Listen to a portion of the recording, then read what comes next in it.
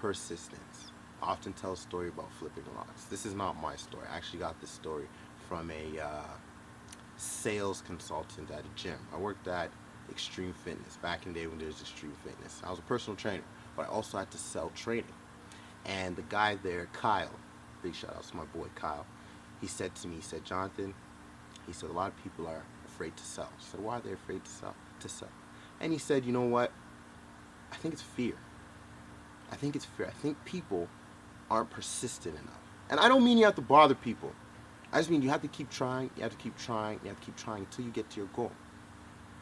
And I was listening, and he saw I was listening. He said, let me tell you a story.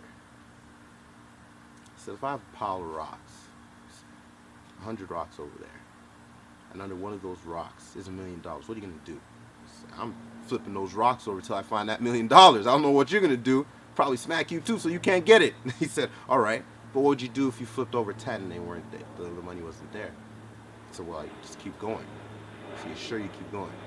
So what would you do if you flipped over 10 rocks and you still didn't get the money? So I keep going. So you keep going, you're sure. I said, yeah, I keep going. So you take my word that there's $1 million on one of these rocks and you keep on flipping. Yeah, keep on going. I said, okay.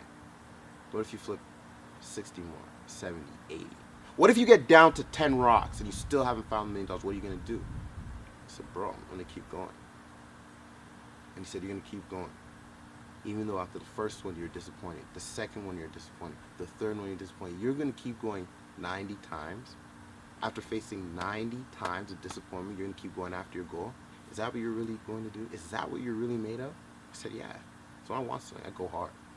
He said, all right. You flipped 99 rocks. There's one more rock. What are you doing? So I'm going for it. So I'm going for it. I've faced times where I've had to go on and achieve it right away.